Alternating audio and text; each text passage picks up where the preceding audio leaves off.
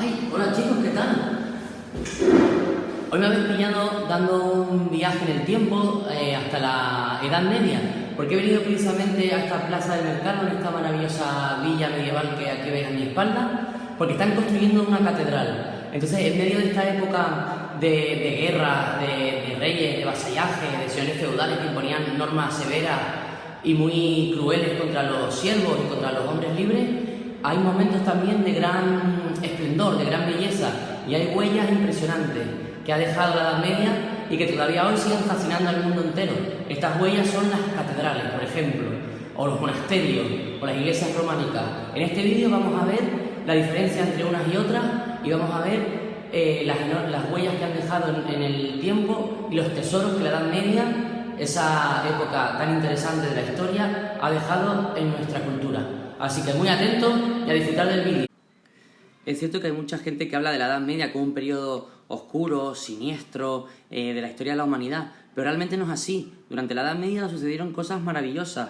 Por ejemplo, se construyeron estas impresionantes catedrales, como las que veis en la imagen, con el esfuerzo titánico de muchísimas personas, tras siglos y siglos de esfuerzo, y sobre todo con el ingenio de grandes y maravillosos maestros constructores que desafiaron todos los límites para construir estas catedrales.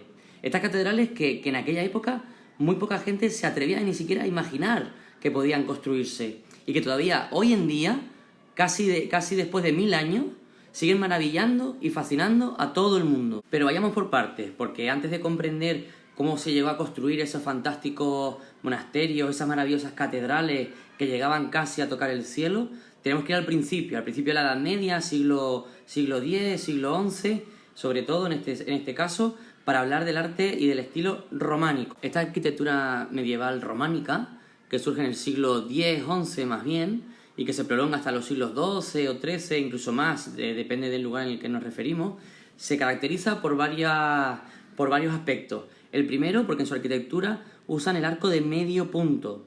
Es como si fuéramos a decir que termina en este semicírculo, como si fueran la mitad de una circunferencia. También se utiliza mucho, como vemos en las imágenes, los muros bajos y muy gruesos, unos muros muy macizos. Por esa razón veremos que también utilizaban ventanas muy pequeñas, eran vanos muy pequeños, huecos muy chiquititos, porque los muros debían ser muy gruesos para aguantar toda la estructura. Además, si la iglesia era grande y los muros eran grandes, se utilizaban contrafuertes, que son como una especie de muros que reforzaban externamente a los propios muros de la iglesia. Por esta razón, por el uso de muros gruesos, macizos, con escasas ventanas, los interiores eran muy oscuros. En esta imagen, por ejemplo, lo vemos muy claramente. Vemos una iglesia con muros macizos, sin apenas ventanas. Mirad qué pequeñas eran las ventanas. Aquí, por ejemplo, tenemos otra también muy pequeña, pero vemos que el resto del muro apenas tiene ventanas. Y además vemos claramente estos soportes que ayudaban a aguantar toda la estructura de la iglesia, del muro, que son los contrafuertes, que se utilizan efectivamente para aguantar ese peso. Aquí también en este caso lo vemos muy claramente. Esta es una iglesia de San Martín de Fromista, que está en Castilla y León, y vemos también todas las características propias del románico.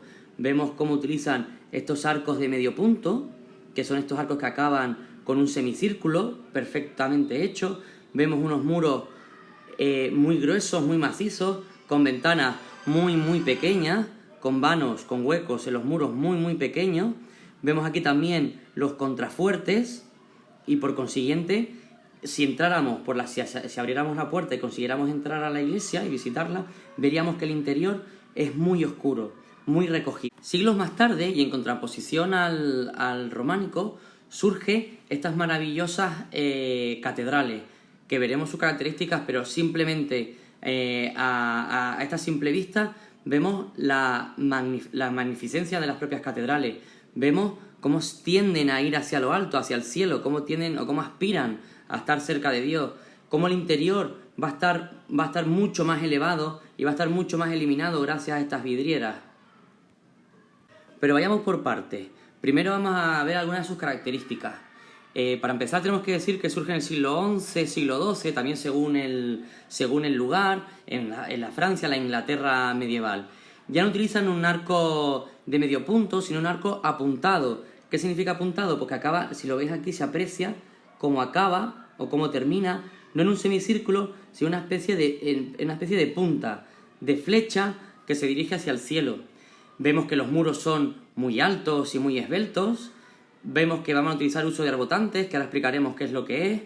También veremos en el interior el uso de las vidrieras y, por consiguiente, la aparición de unas catedrales con unos interiores muy amplios, luminosos, elevados, que acercaban a las personas que se introducían en ellas, los acercaban a Dios. Y también encontramos torres en la fachada muy amplias, muy elevadas. En esta imagen, por ejemplo, de la magnífica Catedral de Notre Dame de París, vemos el empleo, el uso de los famosos arbotantes.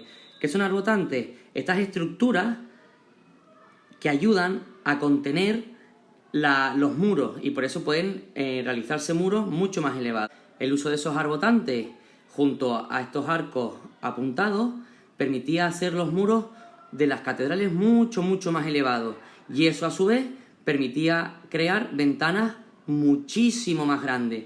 Estas ventanas, que fueron maravillosamente decoradas con vidrio, con cristal de distintos colores y que se convirtió en un auténtico arte, se conoce con el nombre de vidrieras.